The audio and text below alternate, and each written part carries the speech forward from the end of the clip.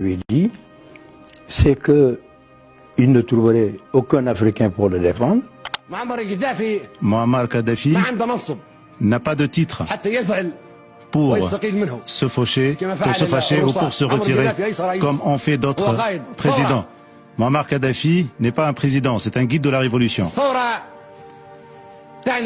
La révolution veut dire le sacrifice à vie jusqu'à la fin. Beaucoup d'entre nous ont été très critiques à l'égard d'un manque de soutien de la part des autres leaders africains à l'égard de l'ex-guide libyen. Mes chers amis, aujourd'hui, vous allez découvrir la vérité autour de cette histoire. Cette vérité est une véritable humiliation pour le leadership africain. Kadhafi lui-même, qui m'avait fait contacter par son premier ministre. À quel moment précis? Ça, c'était au mois de mars 2011. Je n'ai pas voulu répondre parce que, de toute façon, pour lui, c'est perdu. J'étais à Dakar et je me préparais à venir ici en France. Et j'ai réfléchi, dans l'avion. La nuit portant conseil, le lendemain, je l'ai appelé. Parce que le premier ministre m'avait dit, Kadhafi veut vous parler. Parce qu'auparavant, je parlais à son directeur de cabinet. Béchir Saleh. Et donc, j'ai appelé Kadhafi, nous avons conversé pendant plus d'1 heure et demie. D'abord, je l'ai écouté m'expliquer les tenants et les aboutissants, vu à sa façon. Et l'essentiel de ce que je lui ai dit, c'est qu'il ne trouverait aucun Africain pour le défendre. C'est exactement ce que je lui ai dit. Était-il persuadé du contraire? Non. Je lui ai dit qu'il ne trouverait aucun Africain pour le défendre parce que les gens ne lui diraient pas la vérité.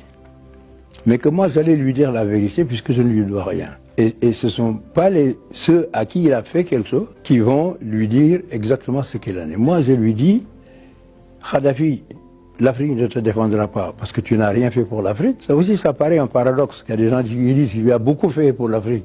Moi, je dis qu'il n'a rien fait pour l'Afrique. Ou tout au moins, il a très peu fait pour l'Afrique. Qu'est-ce qu'il a fait pour l'Afrique? Quelques vieux hôtels rafistolés, 35 km de route au Niger, mais on ne voit pas un grand projet africain financé par Kadhafi.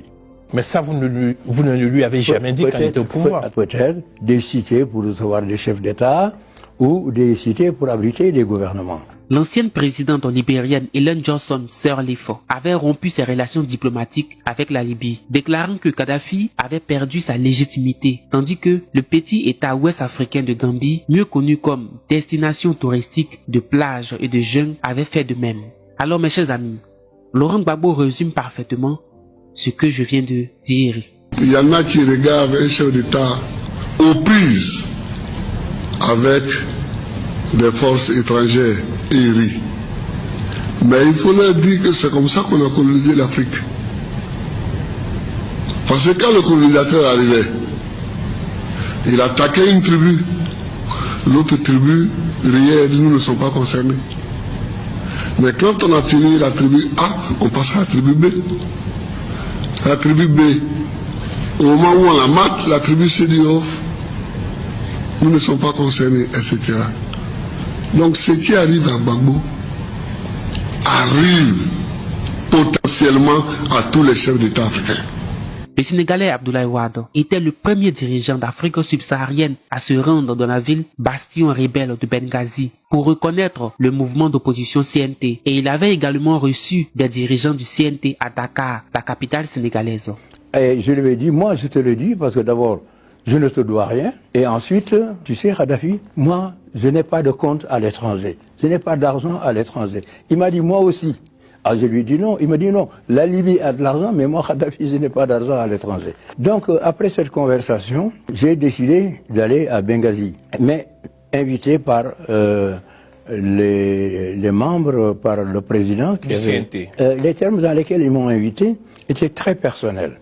Vous êtes un grand leader international, vous êtes un grand Africain, vous êtes l'un des rares chefs d'État à ne rien devoir à Kadhafi. C'est eux qui me l'ont dit, donc nous avons besoin de vous. Entre notre première conversation et mon voyage, ma mission à Benghazi, il m'a appelé 2 autres fois. Et donc je lui ai dit, il faut partir. Et à ce moment-là, nous allons préparer ta sortie. Parce que maintenant, il ne faut pas rêver, c'est fini. Tu ne peux pas avoir le monde entier contre toi. avec l'Europe, l'OTAN, et prétendre revenir au pouvoir comme cela l'était.